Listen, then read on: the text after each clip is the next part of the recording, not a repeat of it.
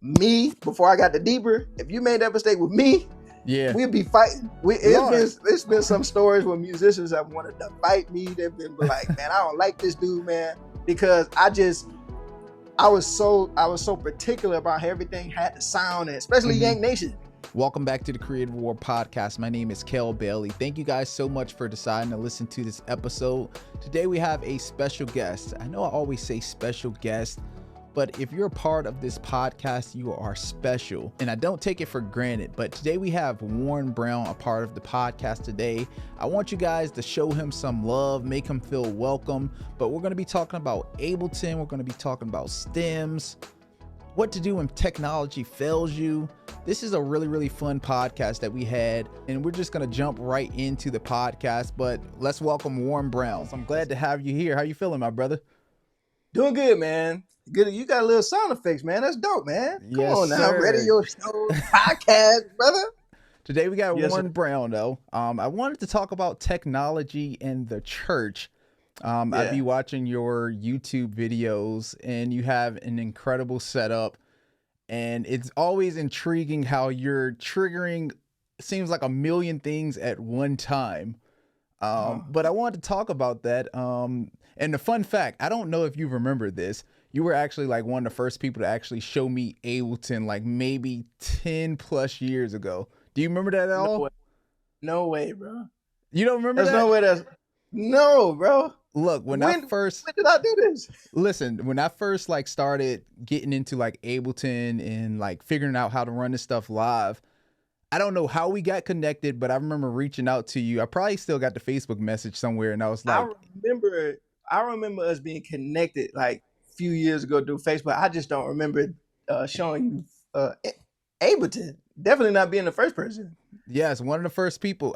Like back in the day, Ableton kind of was, not a lot of people was using it, like 2013, 2014. It's something that people got onto later, I think.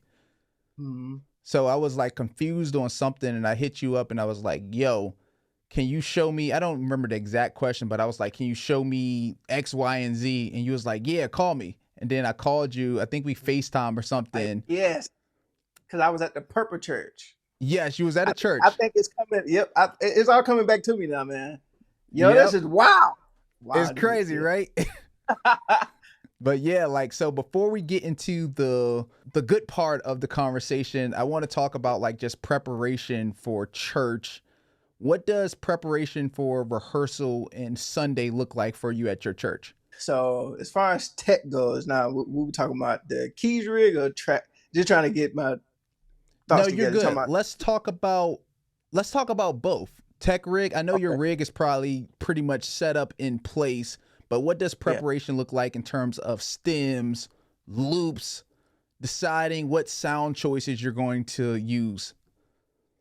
Okay, so the way I start with stems first. Okay. I do the way we run stems at the church now is we have what's called a master session, which is something new to me. The way I used to run stems was every week it was like preparing the stems as far as whatever songs we was going to be doing. If we was doing song 1, 2, 3, 4 this week, then I prepared it for this week. If we was doing maybe song 1 from last week, the next week, and then another 3 songs, then I would it would be like redoing this process over again. But the way I do it now, we have a master session which has every song that we've ever done at Deeper Fellowship Church. It's in this session, and it's all set up. And the way I go about doing the songs is, first I have to find out if we're going to use the multi-tracks, like from multitrack.com or loopcommunity.com. I have to figure out if we're going to go that route, or if we're going to make it more live, because there's 6 of us on stage at the church, and it's like 7 keyboard actual boards at the church. So maybe sometime we may not use the stems unless it's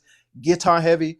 So we may do like, I may have to make a loop or something like that. Or it may just be a song where it's just a click. But that's the first thing. Then once I figure out what that is, I load in the stems if we're using the stem. If not, then I just I have a standard way of going about building a set, which is I start with the tempo of the song, which is like a audio track. It's like a dummy track. Well, we call it dummy track. It's just an audio track with nothing in it, no audio, nothing like that. It's just it's going to be the master audio file that's going to slave everything else to this tempo. Start with that, and then I do a click.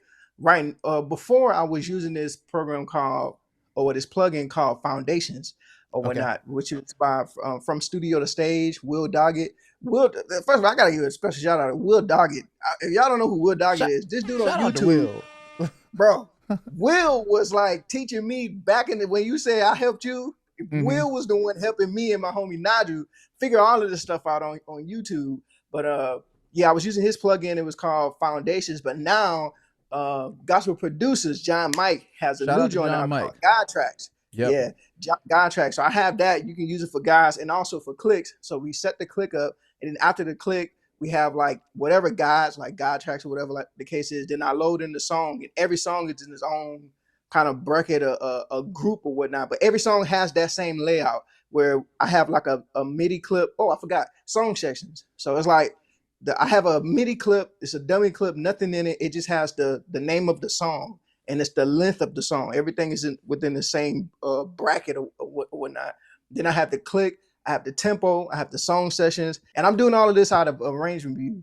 But I have a repeat session. The reason for the repeat is maybe there's a I know some people have a repeat after each session, but I know kind of the flow at deeper. We're probably not going to just repeat a random verse or repeat a random chorus. It's more so at the end of the song, we may start like tagging stuff, going into a flow. So at the end of every song, I have like a 4-bar or 8-bar section where it's just the loop that's playing. So if we get off the grid or if we want to go to a flow, I skip over to the end of the song and it's just 8 bars. But with that repeat MIDI clip, and I'm doing this all over the IAC driver, sending MIDI out of Ableton back into Ableton to repeat just 4 bars and 8 bars of just a loop at the end of the song. And then I also have a jump section. I'm just going through like a No, timeline of you're what good. Keep going. Keep going.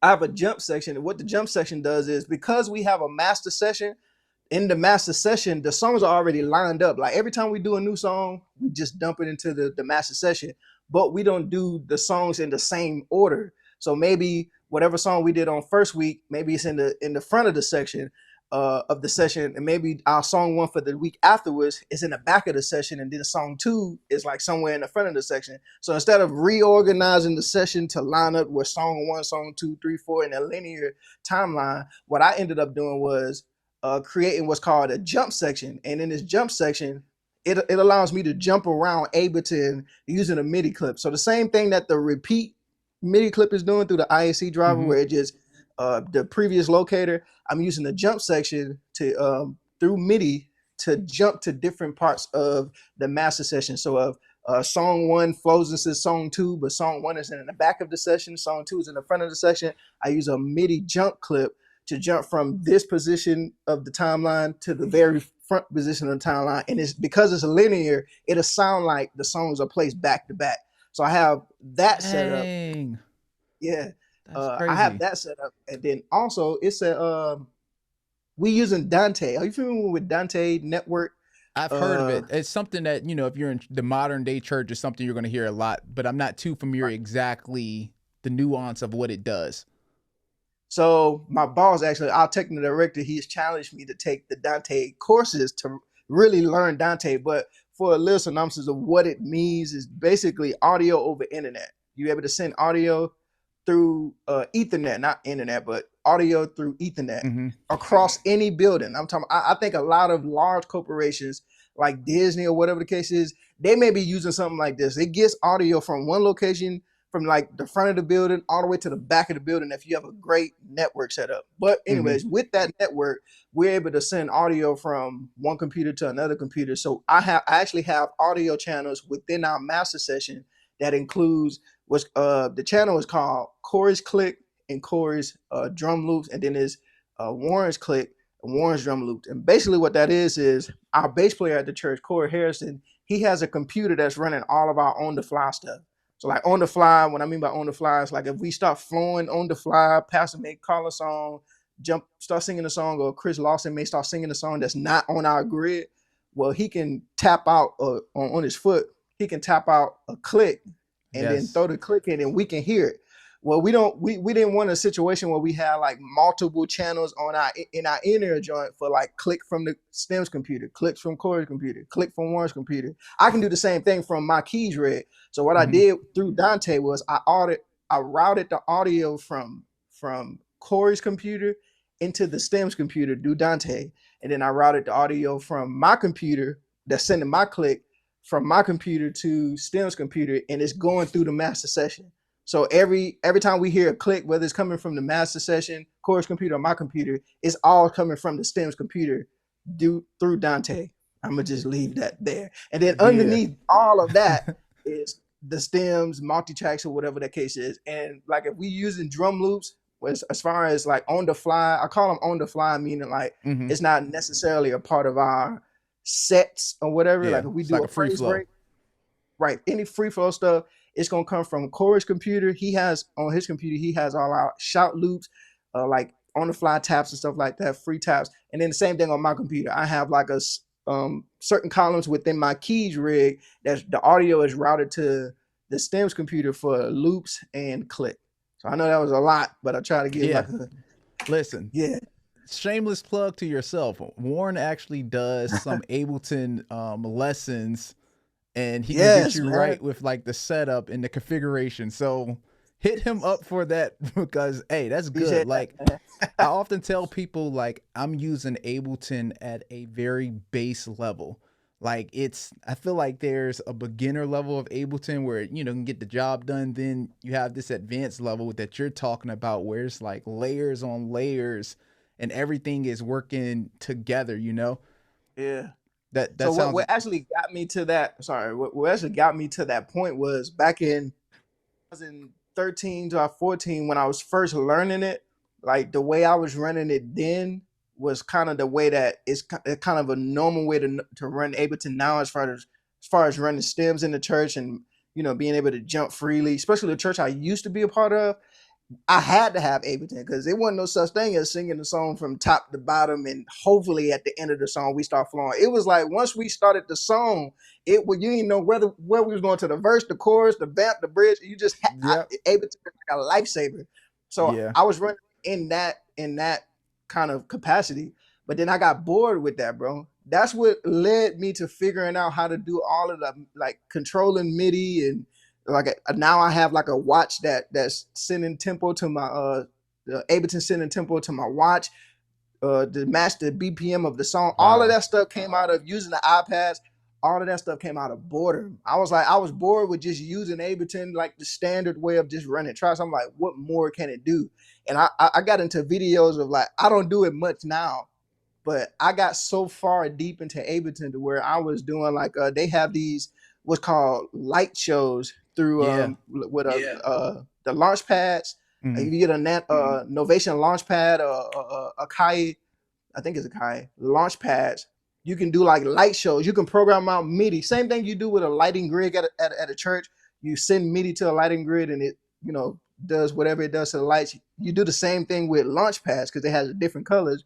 You can program out launch light shows in Ableton, MIDI light shows, and then send it to your launch pad, and it does these crazy like light ripples and stuff like that. You can Yeah. create letters, create like it was. So I got so bored with it. I'm like, yo, what else can I do with this thing? And it led me to all of that stuff. Yeah. Who is the mastermind behind this entire Ableton process? Like, so when you get to deeper fellowship church, I'm sure they kind of let you know, like, hey, this is how we do things.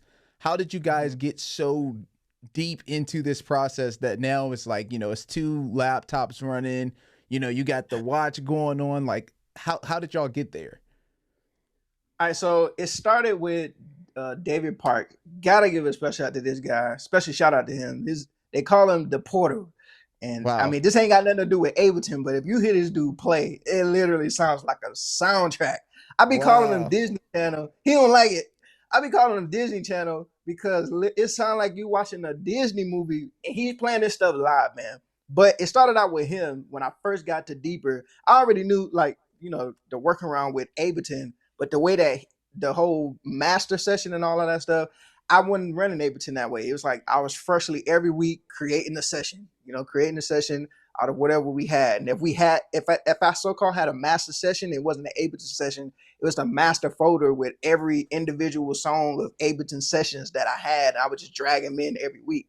But it started with him, and he had Ableton set up with the master session, and everything was pretty much there. And then when I got the opportunity to play main keys, well, actually, David Parks went on tour with Jill Scott, and that's how I got the opportunity to play main keys. And when he went on tour, I was running stems. And at first, I was running stems. It was all new to me.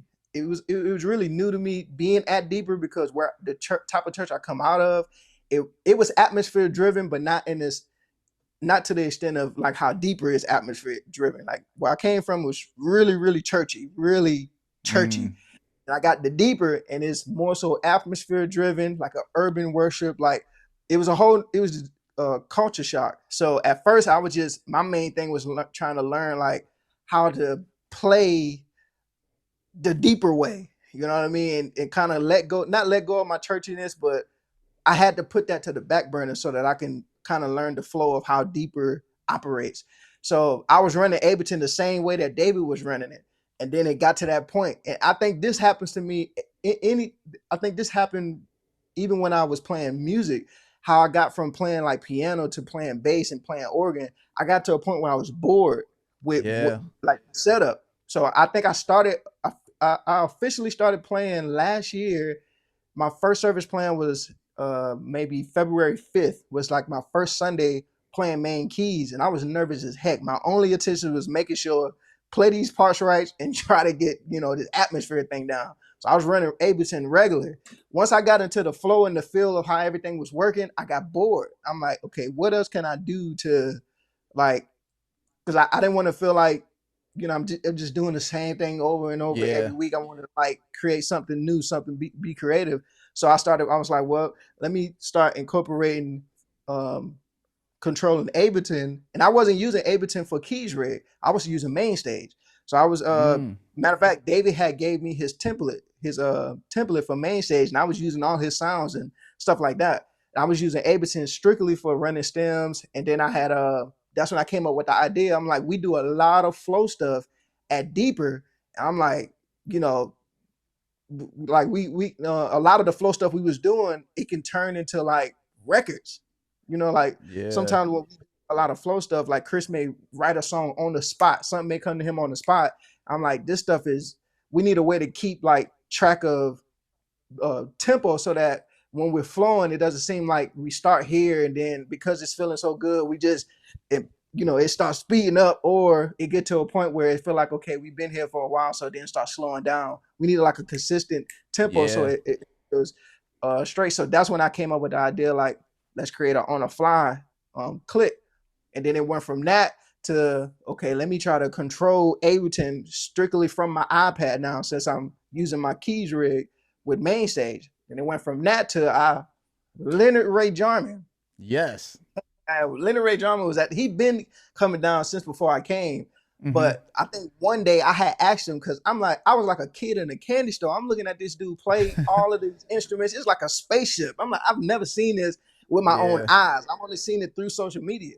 I'm like, bro, and then the sounds he's playing, I'm like, oh, this is crazy. So he actually offered consultations, and that was my first time ever. Even when I was using MIDI sounds, when I was in Augusta and doing like videos on Facebook, all the MIDI sounds I was using, all of it was MainStage. I was never using Ableton. I won't say never, but I was mainly using Ableton for running audio and tracks, stems and stuff like that. But any MIDI stuff was coming strictly out of MainStage. But when I did the consultation with Leonard, he kind of opened my mind to, like, the stuff that he showed me I already knew, but he opened my mind to running that stuff with keys. And then it was so seamless, like the way he switched the sounds. It didn't sound like MainStage has this little hiccup where it can have this hiccup where you're playing one patch, and when you switch to the next pack, it can have this like slight audio switch. And sometimes if you can set it to be like seamless transitions, but the more sounds you stack, the more patches you have, because is dealing with CPU, and if you ain't got a computer that can hold all of that stuff, then Yeah. it's gonna crack down on you. So I was having those problems. But Leonard, this dude was switching sounds. He had like 50 sounds in his set, and it's like he was just switching real smooth. So he opened the door for me running keys inside of Ableton. So the only thing is, Leonard is a wizard. Like Yeah. he has his launch pad, he has a MIDI board, he has like different MIDI boards, and he knows what button is for what. Press this button, it's gonna That's change that. amazing. Press this button, color. He like do his color coding and everything. Me, I'm simplistic. It looked like I'm a wizard because of everything that's Yeah. going on, but I understand it because I can see it. So I'm like, how can I do this in a way that I can understand it? And that's why I came up with the running TouchOS C with the keys rig. And the only difference between what I'm doing and what Leonard's doing is he can remember his buttons and pads and faders. Me, I rather see it. Like I want to know when I hit this button. Oh, that say pulses. Let me Yep. hit that. I don't want to be Yep. guessing. Okay, which one? Any, mini, money, mo. So that's the only difference. And so that's how I came about using the whole Ableton with the keys rig. But it all started with David Park showing me the whole master session. That kind of opened my mind to like, okay, we can have all of our songs here in the master session. And then going on YouTube, he actually showed me too how to create a fade track, because I've never heard of that. Like if we ever got off in times past, if we ever got off from the track, it used to frustrate me because the only thing I could do was just stop the track or like Yeah. solo the click, and it Yep. just That's what so I do now. drastic. Yeah, it's like so drastic. It's like you got this full sound and maybe something gets off and then you just solo the click, and it's like somebody just comes and snatches everything away. Literally. Well, David showed me the fade joint and it blew my mind. I'm like, what, bro? What does the You fade can sound like? So basically, it's like fading out a track. Like if you just turn down the track. So if we get off of a grid and everything's playing and we get off, instead of abruptly stopping the track, you can fade the track. And the way he had it set up, it faded all of the channels except for the click channel. So the click was still going. We were still on a grid. It wasn't like we got off of a grid and the song started Yeah. speeding up. We don't have nothing. But instead of this abrupt stop, it's more like a smooth fade down of the music. Then once we get back on the grid, then you can fade it back up. And it's almost, I mean, you can hear the difference, especially if it's a two-piece band, keyboard player playing key bass and a drummer, and you got to fade the stems. You'll hear the difference. But abrupt stop versus a fade is just way much smoother to do it that way. And then at the end of a song, say we got a song, like at the end of our songs, like we have those loop sections, right? So it's just a loop, and maybe the loop is going, then we get to the end of the song, we like, okay, we finna end it. Instead of hitting the space bar and you just stop the loop. Me personally, it's just a personal thing. I hate when the loop stops at an awkward point of a song. Like it has to stop on a downbeat, or it gotta be somewhere in the groove.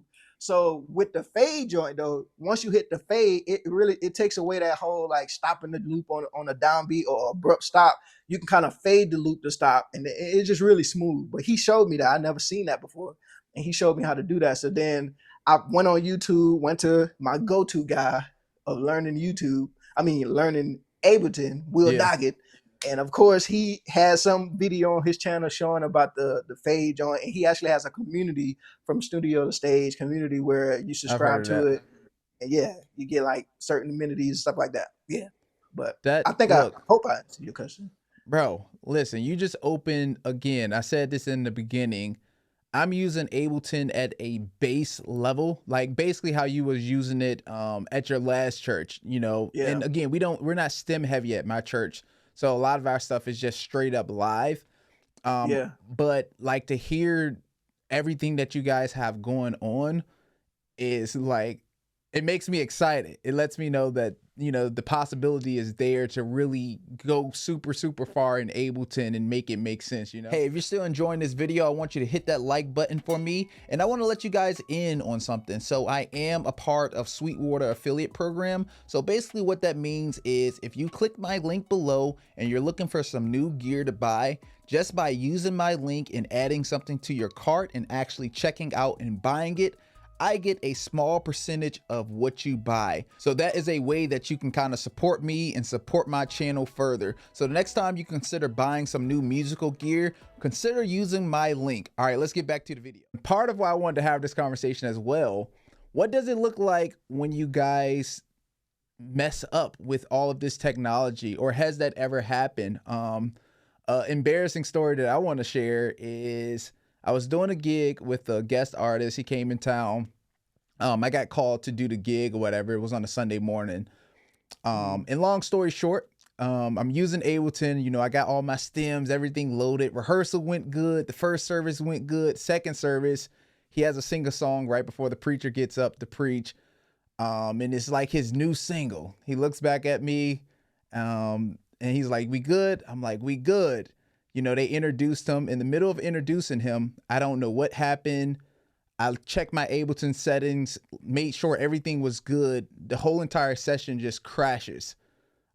I'm like, no worries, we good. Open back up the session again. At this point, you know, he's on stage, he's about to introduce the song, and I'm like, all right, we good. Like, I'm fine. I'm looking at the audio driver, everything's saying off. So I'm like, let me just switch it back to the interface. Everything's cool. Switch it back to the interface. For whatever reason, it's not playing. I'm looking back at the sound people. I'm like, you know, the laptop isn't on. They're like, it's good. Long story short, Ableton tripped out on me. So I look at the artist. I'm like, we don't have no stems. And I could tell he's a little disappointed. He was like, well, you know, I guess we'll do it without the stems. We go along with it. Long story short, I was able to catch us up to actually the chorus and, you know, just punch us in because randomly it popped back open again. Still to this day, can't figure out what happened with that situation. But that was a situation where if I hadn't prepared for the actual music and the songs, I would have been out back because stems had failed me in that moment. So I say all that to say, like, what do you guys do when, you know, your session or Ableton fails you? Or do you have any embarrassing stories? Help me feel better that, you know, Ableton just tweaked out or you pressed the wrong button or something like that. Yeah, man. So I have probably a whole bunch of stories. Like I'll tell you one before I got to deeper. There's many a deeper too, but before I got to deeper, especially when I was first getting to using just computer digital anything. Yeah. The church I came from, the apostle of the church. I got to give a special shout out to the apostle Derek McCoy. That's the church I grew up in. Yes, sir. They actually gave me the floor to learn this, but at the same time, they was giving me the floor to learn, but at the same time, taking away the floor as I was learning. So it was like a give and take relationship. But the apostle, he was like James Brown. It had to be live. He hated digital. He was like, you know, it was just to him it had his place, and his place was studio, radio, industry, church. James Brown, live, analog. He ain't like digital mixing boards, nothing. But Wow. I was trying to stay ahead of the curve, the learning curve as far as digital. So I remember at one point I was all digital, bro. I'm talking about I was running main stage.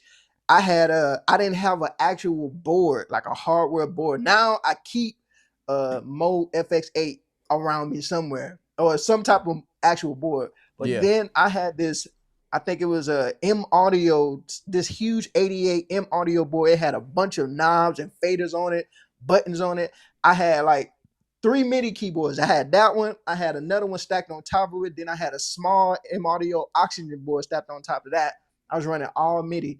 And then we was using in-ears, and we was just getting into using this stuff. But I was so like, I was just so excited and just you know, wanting to apply what I learned. So we in this service, bro. My whole rig is MIDI. In this service, we running in-ears. My computer is coughing. Like it's trying to spit out. We running in-ears from my computer because I had it set up to where I had the keys rigged, and then all of the sounds was going into. I had a interface, and we was only using 3 drum mics, so overhead, kick drum, snare drum, going into this interface, the bass going into the interface, just all of the sound going into the interface, so I can create this in-ear situation so we can hear the instruments, and I got a talkback mic. And I think this was doing a conference, not a conference, but a convocation, some type of revival crusade going on at the church. Bro, in the middle of praise and worship, my computer just went, gave out. Talking about RIP to my laptop. Man. It just gave out, bro. Nothing. I had nothing. And everybody in the church was looking at me. even the musicians was looking at me like, bro, what's going? Because they couldn't hear they couldn't hear nothing. All of the Everything went out. instruments was going through my so it wasn't no instruments coming out of the PA because it was coming through my system first. Then I had everything going out like a 2-track to the PA system. Bro, we lost everything. And I was like, I didn't know what to do. I'm trying to I'm telling the drummer to just keep playing. I'm on my computer trying to start it back up. But I was overloaded. My computer was doing just too much. So I'm overloaded, bro. And by the time I got my computer back up, man, my previous pastor at the time, he done switched his message. It went from whatever the Holy Ghost gave him. The first part of his message was about how digital is just sucks and it ain't right, and analog is the way to go. And the church saying amen, bro. I felt like this. Gosh. It was like, see that digital, man. See something about that digital, man. It's just, see, it got to be that James Brown. Look, the congregation didn't even know what was going on. They was like, I know that's right. Come on. Right. Oh man, I'm talking about, I felt so little. But I knew at the time, I'm like, bro, what I'm learning with this, even though I was doing stuff I shouldn't have been doing on this. The computer I was using was probably like an i5 core processor. It was like 200 and something gigs of storage. And I think it was like a 16 gigs of RAM or something like that. It wasn't a 16 gigs. That's tough. Yeah, man. So it wasn't really beefed up. So I'm like, I knew my computer couldn't handle it. And it was an older year, like early 2000s type MacBook. And I think this was 2013, 14, 15, something like that.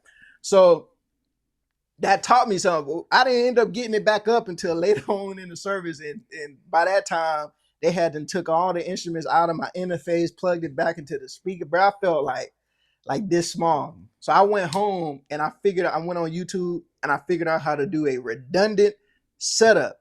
So basically what redundancy is if one system fails, then you have a backup system that goes into place. Good. Well, so I didn't have it like to the T or professionally redundant, but I had a backup system. First of all, I got rid of my MIDI, my 88 MIDI main board, got rid of that. I'm like, yo, I can't be in a situation because that ain't got no sounds on it. So I had to I had to put the board that we had to put it back up there just in case anything happened. I got an actual board. So then I did that. And then what I did was the interface that I was using was it was a Focusrite. And it was like an 18i20 or something like that.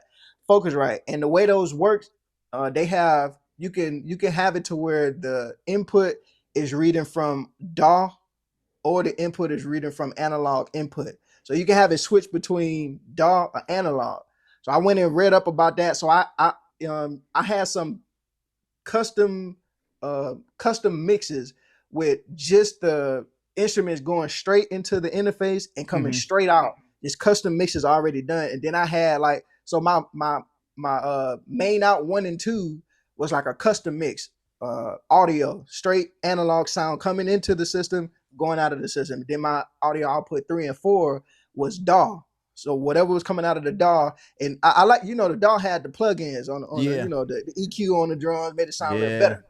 But I went back and basically made a redundant situation. It took a minute for the church to be welcoming back to me using this whole digital setup, because they like, yo, it had to be some revival, and it just went out, and they like, this is Satan. Yeah, this is Satan. This is the enemy. It's kind of like when the organ first came into church. Everybody was just against it. Like, nah, this ain't it. Keep that out there in the world. But I eventually, I never gave up on it because that was just something I was really into. And then I had a situation to where, and my computer froze up in times before. I mean, times after that, it has frozen up. But I would automatically switch from the I had like 4 outputs going from my interface. So whether my computer went down or not, if my computer went down, then I knew 3 and 4 was out. But 1 and 2 always had sound. So all I had to do was unmute 1 and 2 on the board that was behind me, and we still got some type of sound. We may just lose our ears, maybe can't hear anything until I get my computer back going, but at least we had sound. So I was doing that for a minute. And that's how I kind of read up from that situation where everything just went out. But then here at Deeper, I be having situations because of all of this MIDI stuff that I be having going, man. I've had situations where the MIDI is sending like my IAC driver. I've had like my INC driver going. I've had MIDI coming in from my iPad, MIDI coming in from my watch. All of this MIDI coming from different places and going into my computer. The only thing I don't like about Ableton at this point is it doesn't really know Ableton's MIDI grid. It sees MIDI as a global thing. It doesn't see it unless you're using it under a under an instrument channel or a MIDI channel. That's the only place where MIDI is recognized for. It's coming from a specific place. Like you can choose. It's coming from a Node. It's coming from a motif or whatever the case is. But if you're assigning MIDI to like a clip or you're assigning MIDI to a macro, it doesn't say MIDI from Node to macro. It just says MIDI to macro. So if you have a Node and you have a MX or whatever motif or whatever, and you send the same MIDI note, maybe the first MIDI note is going to a clip. The second MIDI note is going to whatever, a fade or whatever. Ableton doesn't recognize that this is MIDI coming from two different places. It just sees one note. And it's like, okay, if you assign this one note to this, you can't assign it to nothing else because it's already assigned to this coming from wherever. So I've had a problem with the IAC driver, which I didn't even notice. The IAC driver that's going out of Ableton, coming back into Ableton. I've had MIDI parameters or whatever set to certain stuff in Ableton. And then like I have, because I'm thinking it's coming from the IAC driver. So I have C1 coming from the IAC driver that's going to a locator. And as I'm playing on my keyboard and I hit a C1 on my keyboard, it's moving the locator to, it's moving the playhead to wherever that locator is in my session. So as I'm playing, bro, you probably ain't caught it on the videos, but as I'm playing, the tempo changes. It's like we're playing like How Great. And I'm digging in, once I start feeling it, I'm digging in. I'm banging the keyboard, playing the part. And on the next downbeat, the tracks done changed to a whole nother song. And Mark start yelling in the microphone, stop the track. And because I'm in the moment, I ain't even hearing the track, the stems or nothing. But I done triggered a locator that was set for an IAC driver, but Ableton is reading the MIDI as just MIDI. It's not saying this is the IAC driver's MIDI. This is his keyboard's MIDI. It's saying this is just MIDI. Yeah. So I'm triggering different stuff. So the thing I had to do was the thing I had to learn was when I'm using my Ableton for running keys and I'm running tracks, I had to disable the IAC driver because it causes the computer to glitch, especially when I'm sending MIDI from different places. You got MIDI coming from the keyboard, MIDI coming from the iPad, MIDI coming from the watch, coming from an IAC driver. But in the actual moment at church, it's been times where I'm playing and it's triggering the computer, or because we share MIDI over a network. Not really MIDI, but it's MIDI data. We share MIDI over the network, so all of our keys computer can be on the same sync to the same tempos. So whatever the stems are sending out tempos, we connect to that network, the network session, and it connects our computer. So when the tempo changes, it'll change within our session. So as I'm playing, I'm triggering Dave's patches from his computer. Dave is like, yo, my computer is tripping out.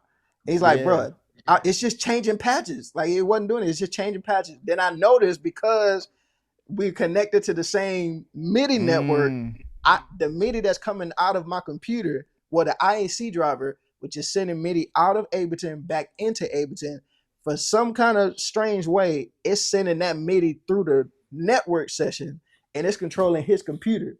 So as we're playing, his sound is just changing. Like it's making this funny, weird noises, marking the microphone. Bro, Mark is the funniest MD. He's like our band leader. So we all have like MD mics because we all have talkback mics.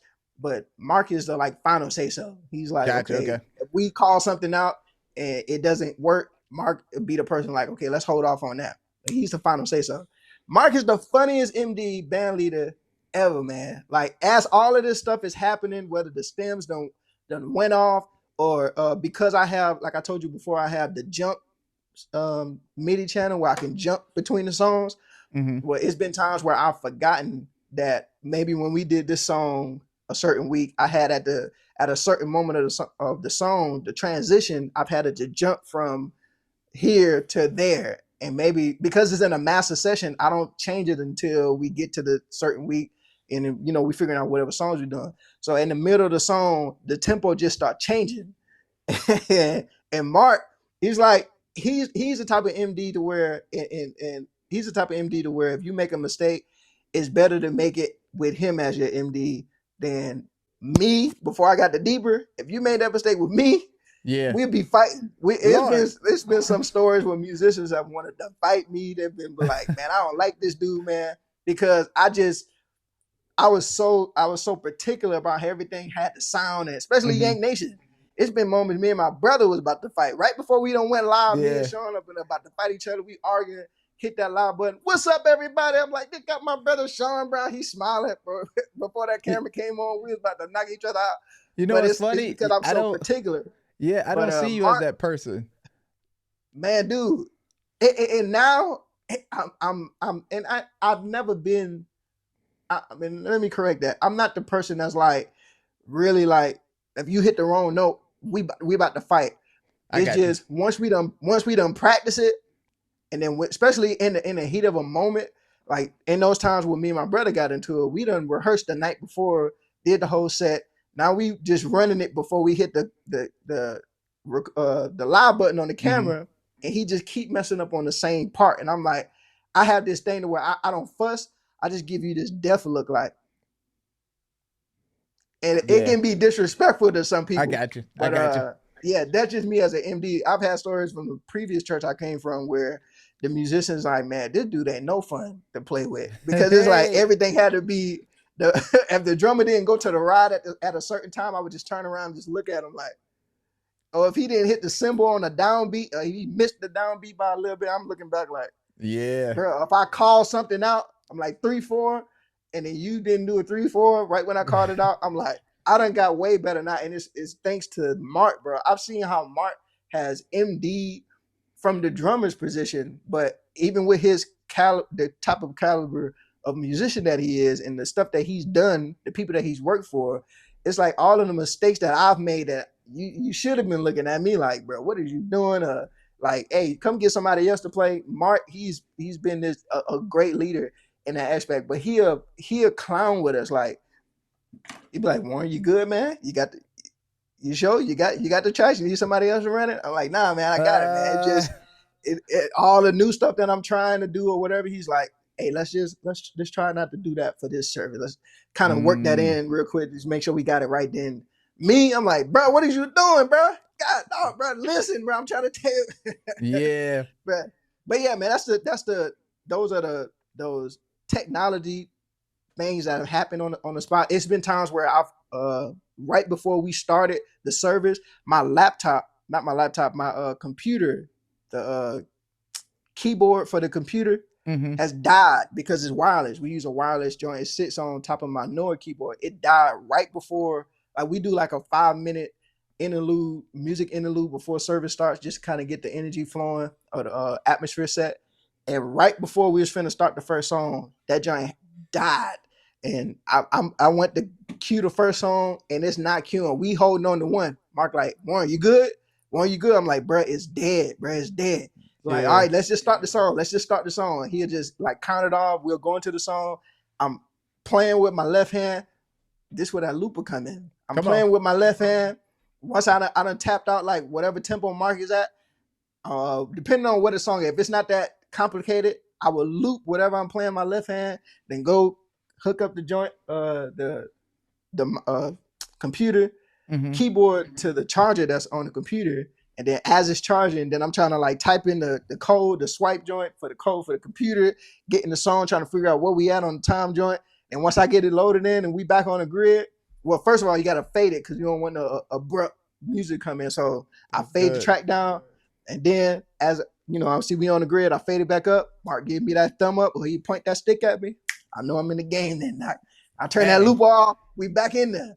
But all of that came from points in times where it's been like, I've had many times when my computer just gave out. I think I have to say this. One of the most important things to understand when you're using this stuff, you have Mm-hmm. to have the right equipment. Because a lot of times Yes. musicians, they see like this type of stuff and they go get maybe they can't afford to have a beefed up computer with enough gigabytes, enough RAM storage, with Yeah. enough space on the computer. So they go get a MacBook Air and they're like, okay, I want to run a keys 8 rig. I want to gigabytes run my of RAM. stems. Yeah, 8 gigabytes, That's eight bad. gigabytes of RAM, and it's like the processor on the computer is an i7, 8 gigabytes with 128 gigs of storage, Gigabytes. Yep. and it's a hard drive instead of SSD drive, and it's like, okay, yeah, this is not the right equipment to Yeah. accomplish what you're doing there. So that's one thing I had to learn was, although I'm excited about all of the stuff that I'm learning, Mm-hmm. if my system can't process doing that, because there's been times too with my keys rig, because every time I hear Leonard or David play a sound, I go home, I start doing my homework. I go through Atmosphere and I'm searching these sounds, trying to find it. Whatever that sound they was using, I'm trying to find it because I want to have that sound too. Not knowing Atmosphere take up a whole bunch of CPU. And Yeah. the computer I had before I got this one, it was a 16 gig. It was a 2021 computer, so it wasn't that far behind. But because Atmosphere and Keyscape take up a whole bunch of CPU, my computer had a whole bunch of artifacts. So it's been times where I've been playing, and our creative director, who is also our broadcast engineer, audio engineer, he's asked me, ask somebody else, like ask Dave to play instead of me, because my computer, every time I just play a chord, it Mm-hmm. sounds like you making a bowl of Rice Krispie cereal. I know that sound It's just crackly. cracking. Yeah, it's crackly sound. But it's because I didn't have.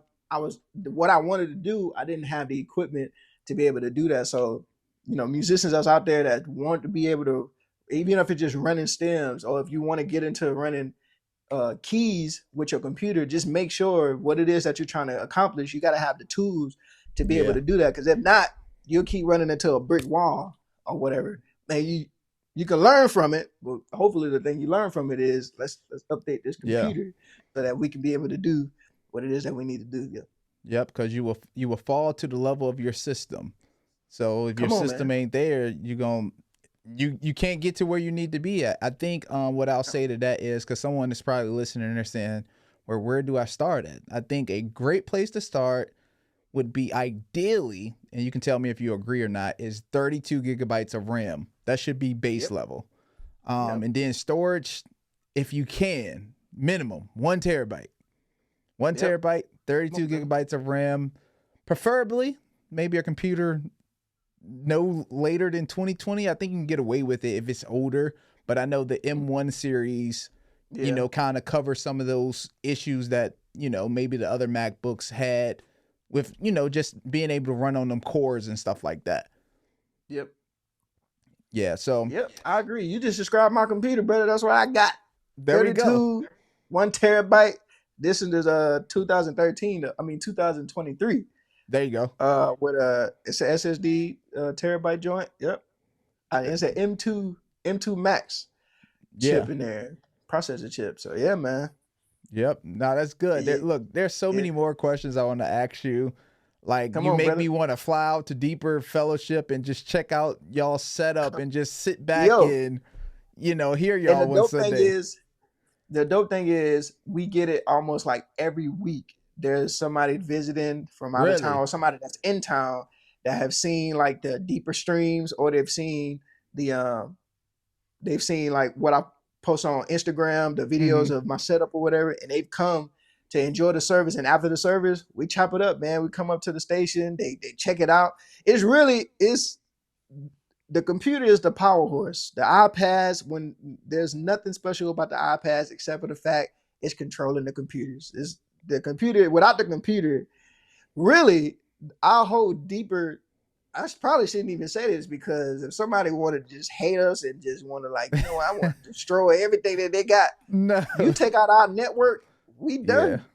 We are done. It's like we just got a 24-hour conference shut in at the church, and like everybody that was visiting, they maybe have brought like Victoria from Africa, she came down and she brought her band, and her keyboard player, he's like an analog keyboardist. Like he used the sounds out of the keyboard.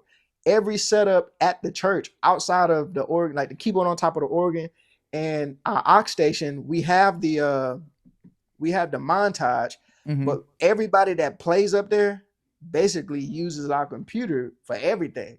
So when Wow. we have guests to come in and they have to play keys, it's like everything that we got is so much on a network or coming from our computer. Sometimes it take us a minute to actually get the sound from the keyboard, like running to the house and getting it go to the system, because everybody's using, it's all digital. Everything is being housed from our computers. Yeah, no, that's good. We'll end with this question right here. I think I know what you're gonna answer to this one, but I'm interested to see what you're gonna say. If you could only use one sound library live, on the keyboard, only one, which library would you use? It's a good question. I know. It's a good question. Brother. Not one sound, but one sound library as a collective. Right. Oh man. I'll say it like this. There was a point. Before Deeper, the only sound library I would use is O'Neill Sounds. Hey, O'Neill Palmer, bro. Shout out to my homie O'Neill. O'Neill Palmer, bro. I think he changed the game for a lot of, especially in the gospel, keyboard players, producers, composers, doing arrangements. Bro, any of those arrangements you heard between, I'll say 2013/15 up to 2019, a lot of the arrangements and sounds, in my opinion, was his sound pack. That was before I came to Deeper. That's all I was using was his sound pack. Yeah. Now, Spectrasonics, man. Yeah. Spectrasonics. I know it's. But which library? Keyscape or Omnisphere? I see what you did there. I see what you did. Oh man.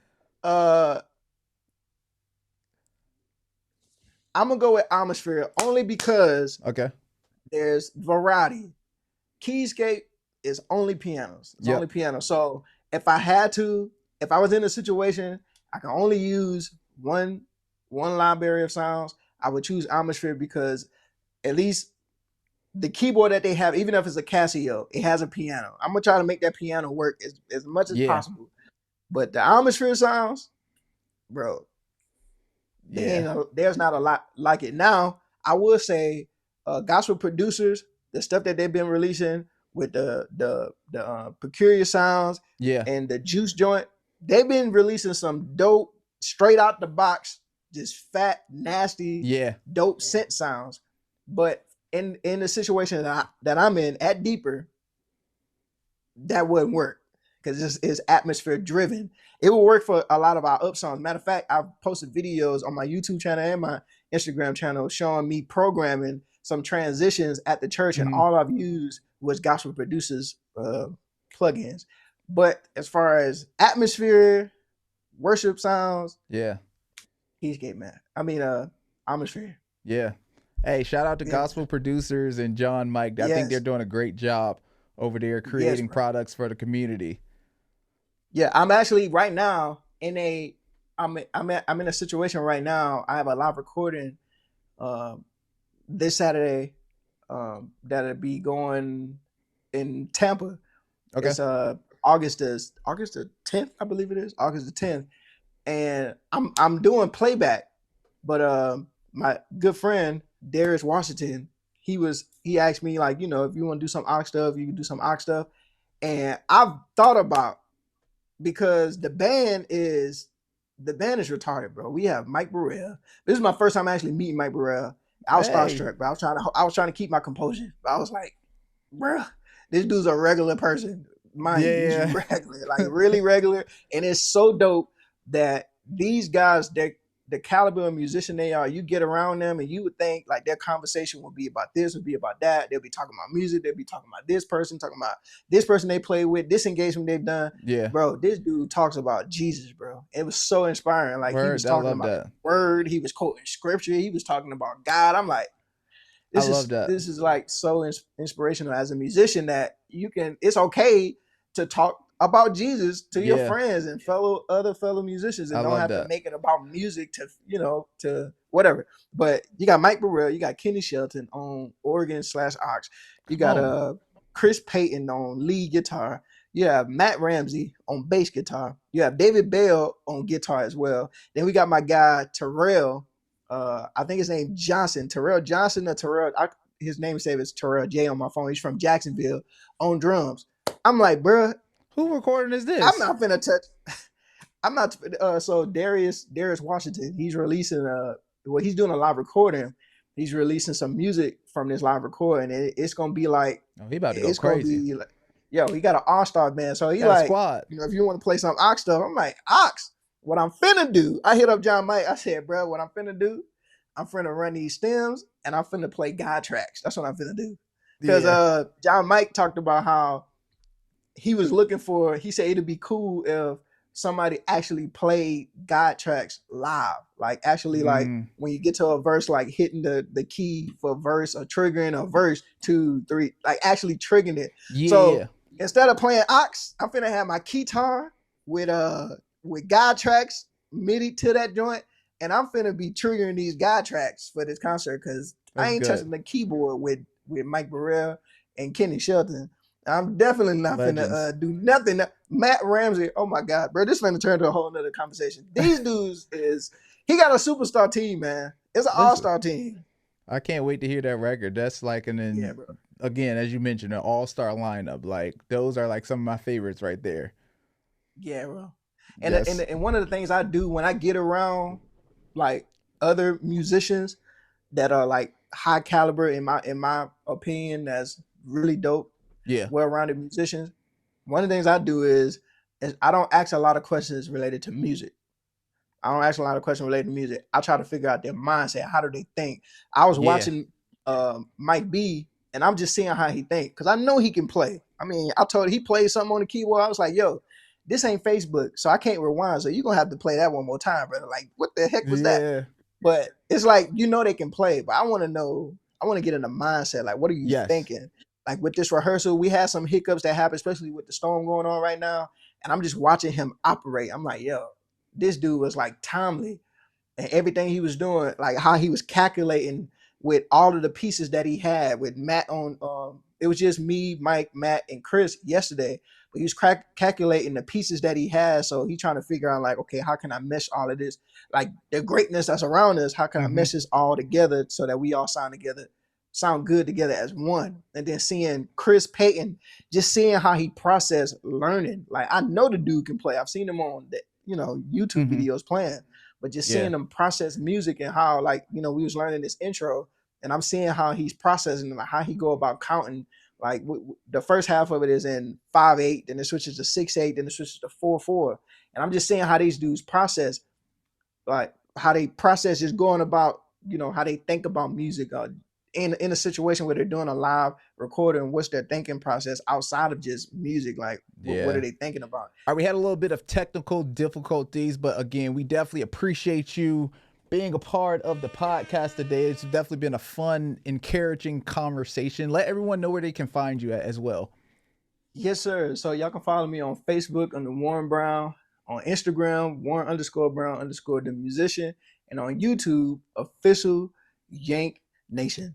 Yeah, and it also, there's subscriptions, memberships. So if you subscribe as a member on YouTube, and then you can subscribe as a member or become a subscriber on Instagram as well. Yes, sir. And as we mentioned earlier, you do offer a Ableton consultation. So I want you guys definitely to check that out, but you can go ahead and tell a little bit about it as well. Yeah, so I do a consultation where whether it's keys rigged or it's with running, helping you set up your stems track. I've been getting a lot of keys rig consultations, but also I've opened up now just lessons on Ableton period. So at first it was just consultations as far as getting you set up with like setting up your keys rig or setting up your track rig. But if you just want to learn Ableton, just to learn it and learn like the possibilities of what it can do, or just sit with me for 30 minutes of us just going over anything you want to learn in Ableton, I also have that as well. And that's in the link in my description on Instagram, or you can find it in my link on YouTube. I don't know if it's on Facebook, but I added on Facebook. Absolutely. Well, again, thank you again for coming on. You guys, don't be afraid to invest in yourself. You will definitely not regret it. But again, this was a fun conversation, and thank you again for being a part. Yes, sir. All right, brother.